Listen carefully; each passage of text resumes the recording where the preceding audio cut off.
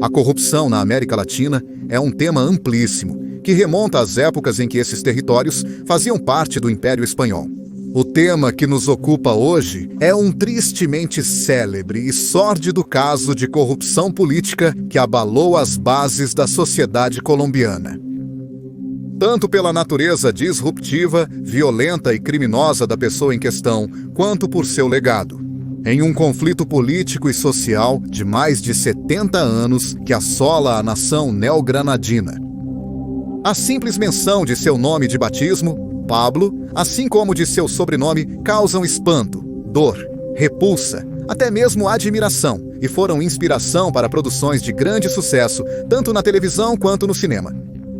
E embora hoje não vamos cobrir toda a sua vida, vamos falar sobre um período da vida de um criminoso natural de Rio Negro, que começou roubando veículos e contrabandeando cigarros. Para depois, em meio a uma espiral de violência que mergulhou a Colômbia em um de seus períodos mais dolorosos e terríveis. Tornar-se sinônimo da venda de entorpecentes por toda a sua terra natal e pelo mundo. Esta é a história da breve carreira política de Pablo Emílio Escobar Gaviria. Quem fala aqui é Reinaldo Carrillo. Este é o A Nova Enciclopédia e convido vocês a nos seguirem na nossa conta do Instagram, que vocês podem encontrar abaixo deste vídeo.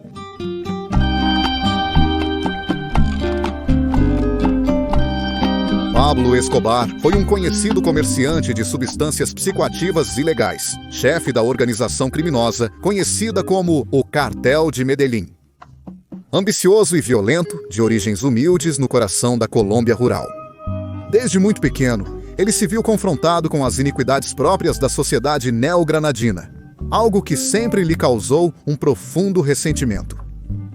E viu na mobilidade social ascendente que a carreira no tráfico do pó branco lhe proporcionou. A oportunidade de assumir o comando daqueles que conduziriam os destinos de sua Colômbia natal. Também viu na política um escudo perfeito para qualquer negócio, legal ou ilegal, já sendo um notório comerciante desses produtos. Ele faz isso com a ideia de iniciar uma carreira política e por meio dos contatos que lhe proporcionou a vasta rede tentacular desse negócio peculiar e da corrupção que penetrou todas as camadas da sociedade colombiana. Consegue obter os contatos de membros de um partido político que, paradoxalmente, depois o denunciaria. No final de 1981, Pablo Escobar tinha 32 anos e estava no auge do poder no submundo gangster de Medellín. Seu império do pó branco estimulante lhe rendia milhões de dólares por semana, e ele tinha sócios que o ajudavam a expandir o negócio por todos os Estados Unidos. Ele tinha tudo, mas seu ego e sua ambição o levaram a querer mais. Roberto, seu irmão, e Gustavo, seu primo, eram os responsáveis pelas operações do dia a dia do cartel. Eles o ajudaram a manter um perfil discreto e sabiam que o sucesso da operação de contrabando de entorpecentes dependia de não chamar muita atenção. Por isso, no momento em que Pablo Emílio Escobar Gaviria decidiu, com um drink na mão, contar aos seus sócios sobre suas aspirações políticas. A coisa não soava convincente. Porque o escrutínio que envolve uma campanha política traz complicações para esse tipo de atividade ilegal. Mas sim, a própria destruição total de toda a operação. Mas Pablo, homem teimoso no final das contas, não lhes deu atenção e colocou suas aspirações políticas como um desejo maior e mais importante do que administrar o negócio que lhe dava lucro. Um modus vivendi melhor do que o de qualquer mortal. Se o seu trabalho como político fosse tão bem sucedido quanto o desse negócio ilícito, ele não precisaria do segundo. Por isso, ele disse ao seu irmão Roberto para cuidar das operações do cartel, enquanto ele se dedicaria à política. A operação de venda de estimulantes de Pablo Escobar dava trabalho a milhares de camponeses que não tinham outros meios de sustento. Mais do que o de cultivar a folha de onde vem esse produto final, ilegal. Mas, se conseguisse um cargo no governo, ele usaria esses camponeses como capital político, apelando ao clientelismo populista típico dos caudilhos sul-americanos? Só que ele faria isso de uma forma lícita. E ele não queria ir sozinho ao Congresso, queria aspirar, inclusive mais cedo ou mais tarde, à presidência. Mas é nesse mesmo ano, 1982, que o presidente Ronald Reagan declara o tráfico desses produtos ilegais como uma ameaça nacional aos Estados Unidos. E prepara o Departamento de Estado para que coordene com as nações a proliferação dos tratados de extradição, como método dissuasivo contra os chefes desse negócio ao extraditar um traficante desse tipo colombiano. Este poderia ser julgado nos Estados Unidos pela venda desses produtos viciantes no exterior. De modo que, se o poder judiciário colombiano capturasse Escobar e seus comparsas, poderiam se livrar dele, enviando-o para os Estados Unidos. Mas se Pablo Escobar fosse eleito membro do Congresso, ele teria imunidade parlamentar? Não poderiam extraditá-lo? E, a partir de sua cadeira, ele poderia legislar leis que evitassem esse tipo de procedimento jurídico. Que todo colombiano fosse julgado na Colômbia foi um dos seus lemas em algum momento. Na Colômbia, cada representante do Congresso é eleito com um suplente. Então, se o titular não pode participar das sessões, o suplente o substitui. Pablo decide se lançar junto com um candidato principal que receberia toda a atenção em vez dele. Ao se lançar ao Congresso como suplente, ele quase não precisou fazer campanha. As responsabilidades recaíam sobre o candidato a deputado principal. E acalmava as preocupações do seu irmão e do seu primo a partir da base de operações em seu cartel. A Colômbia sempre foi governada pelos mesmos grupos, desde a sua era colonial. Entre os setores pobres, os eleitores de Pablo Escobar. Esses grupos eram vistos com desdém e chamados de oligarquias eternas. Então, o narcotraficante decidiu se diferenciar dessas elites como parte de sua estratégia. Corria o ano de 1982 e Escobar era um homem rico em Medellín, que dedicava grandes quantidades de seus recursos financeiros a obras sociais para ganhar algum capital político. Ele pagava a construção de campos de futebol, moradias de baixo custo em áreas próximas a aterros sanitários, custeava tratamentos para pacientes com doenças graves, educação para quem não podia pagar. Ele até fez uma campanha chamada Medellín Sem Favelas e alimentava uma espécie de clientelismo político-social para se promover e esconder a origem criminosa de sua fortuna. Sua popularidade foi crescendo muito nesse setor. Foi assim que ele conseguiu se aproximar de um político chamado Jaime Ortega Ramírez, que pertencia ao movimento político Renovação Liberal, muito próximo ao novo liberalismo, que na época era liderado por nomes como Luiz Carlos Galán. A campanha de Pablo Escobar era muito popular. Milhares de pessoas se reuniam no local do comício horas antes para conseguir um lugar e vê-lo de perto. Quando Escobar chegava, seus seguranças e outros corpos de segurança isolavam o local e estendiam um enorme banner com seu slogan: Pablo Escobar, homem do povo, homem de ação. Em seguida, algumas crianças pequenas subiam ao palco.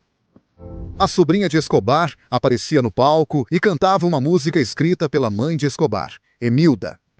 Sendo esse prólogo, piegas, o ato introdutório para que Pablo Escobar pegasse o microfone. Sempre com a mesma roupa, tênis, um jeans azul e uma camiseta sempre impecável e casual, como qualquer outro colombiano comum. Era nesses momentos que Escobar se sentia tão otimista e contava às multidões o que tinha em mente para o futuro. A ideologia principal do nosso movimento é o civismo, o nacionalismo, programas sociais ecológicos. E cada vez foi fazendo mais barulho. A famosa revista Semana fez um perfil sobre ele. Eles o chamaram de um Robin Hood, paisa. Era comum vê-lo nos bairros inaugurando centros esportivos, entregando casas e mais. Aqueles que foram beneficiados com suas ajudas talvez não tenham ficado curiosos para saber de onde vinha tanto dinheiro. Mais tarde, eles entenderiam. Era fruto da barbárie. Contratou especialistas em publicidade e subornou jornalistas para que escrevessem matérias positivas sobre ele. Chegou a fundar um jornal dedicado a promover sua imagem.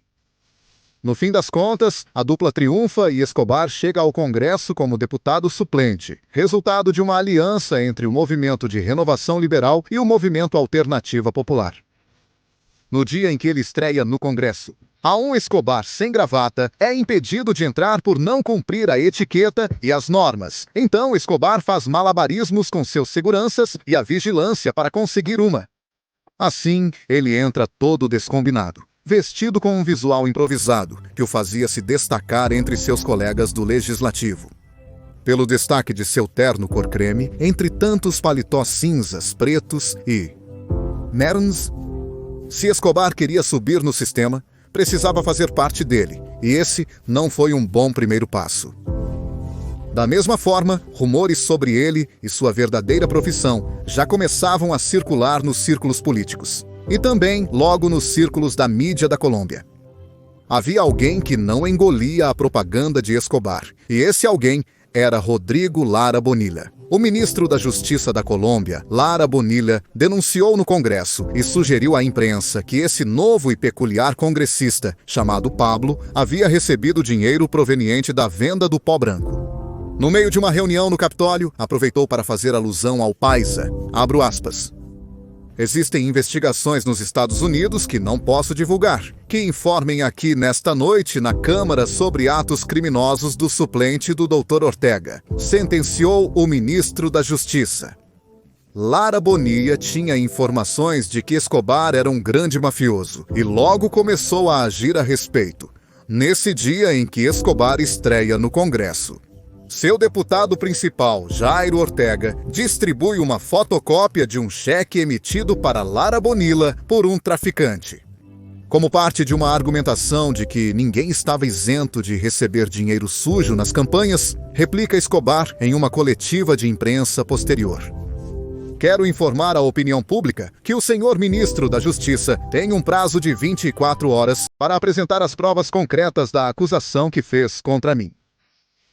39 dias depois, na capa do jornal El Espectador, aparece a foto da primeira prisão de Pablo Escobar, anos antes, por questões de contrabando do pó branco. Uma reportagem que desmontava toda a narrativa que ele e seus assessores passaram quase um ano construindo para levá-lo ao Congresso. Assim como o relato da morte de 2 agentes do Departamento Administrativo de Segurança. Os Estados Unidos, de fato, estavam de olho nele. Em setembro de 1983, as autoridades norte-americanas cancelaram seu visto de turista e a Drug Enforcement Administration o apontou oficialmente como um traficante. Diante desses fatos escandalosos, que colocaram o foco da opinião pública sobre sua figura, a efêmera carreira política de Pablo Escobar começou a desmoronar. Lara Bonilla solicita ao Congresso que seja revogada a imunidade parlamentar de Pablo Escobar, de modo que foi aberta uma investigação contra ele. Suas propriedades foram confiscadas, suas contas congeladas e ele foi multado. De deputado da República, passou a ser investigado por contrabando de entorpecentes. Em 20 de janeiro de 1984, o chefe anunciou sua retirada da política após essa avalanche de acusações. Não pertenceria mais ao movimento de renovação liberal. Para Escobar, tudo isso foi uma humilhação e a gota d'água. No que depois seria a pior onda de violência que a Colômbia veria em muito tempo. Com seu sonho político e o caminho legal fechados, Pablo Escobar se entregaria totalmente à barbárie mafiosa. 30 de abril de 1984. Escobar ordena tirar a vida do ministro Rodrigo Lara Bonilla, dando assim início a um conflito armado por anos na Colômbia que perturbou a paz de centenas de milhares de colombianos. Também provocam a morte do diretor do jornal El Espectador.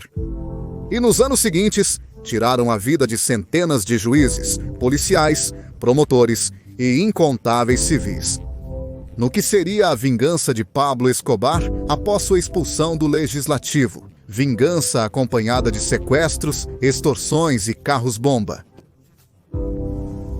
Pablo Escobar pode ter se retirado como político, mas não da política. Por meio de subornos, extorsões e intimidações, continuou manipulando políticos de grande renome para que agissem de acordo com seus interesses. Exilado da vida institucional, fugindo constantemente das operações policiais e expandindo ainda mais seu negócio de substâncias psicoativas. Suas ações violentas abalaram a estabilidade da República da Colômbia e terminaram com a morte desse chefão violento em 2 de dezembro de 1993. Muito obrigado a todos por terem assistido a este vídeo. Se ainda não fizeram isso, inscrevam-se no canal, deixem seus comentários, suas opiniões, suas sugestões, curtam este e todos os outros vídeos, ativem o sininho para receberem as notificações de todas as nossas publicações. E claro, sigam a gente na nossa conta do Instagram, onde publicamos material complementar a tudo o que fazemos aqui no canal. Nos vemos em um próximo vídeo e se cuidem bastante!